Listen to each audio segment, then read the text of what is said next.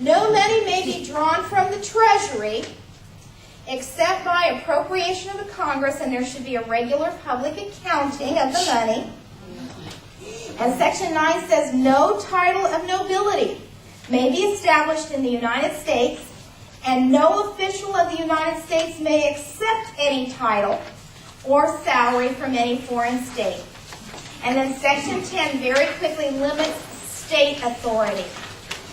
It's important to remember that the Constitution sought to establish a federal system. And the word federal means shared powers between state and national government. We tend to use the word federal now to mean only Washington, D.C., but that is not really what it meant.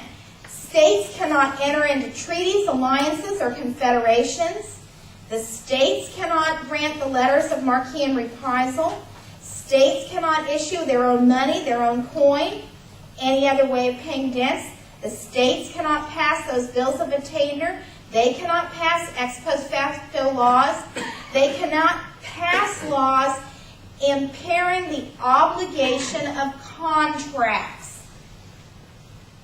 Again, the idea of covenant or contract was very important in the minds of the founders. Now, in 1934, in the case called Home Building and Loans Association v. Blaisdell, the Supreme Court did say, man, things are so bad right now during the Depression, we are not going to allow banks to repossess homes.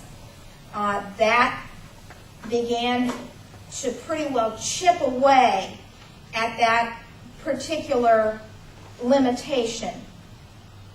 States may not, however, with the consent of Congress, tax imports and exports except as necessary for inspections. So if you've got a port tax that helps support the work of inspectors or something, you can put that on, but the state cannot try to control its trade by putting heavy duties on other states' products or on our products as a whole. And the states may not, without the consent of Congress, levy duty on the tonnage of ships. A state is not to keep troops or ships in peacetime. A state is not to make an agreement or compact with another state without congressional approval, or a state is not to make war except if invaded or in imminent danger and they have to take up arms in their immediate defense. So I went over about 5 minutes. We have a lot to go through tonight. And as I said, I don't know how interesting that I can make it. I think in summary, what I want to say is this. The Constitution of the United States is clear. When we get into each one of these elements of government, it's clear what each element or each branch of government may and may not do. Yes? Question. Do you think on that third thing on page 7 where it says make war except when invaded or in imminent danger would refer to Arizona? Could it legally? Well, I guess that's what we're going to find out when this goes through the courts, aren't we? But to me, I'm not a constitutional scholar. I can only give you my opinion as just a regular old voting American.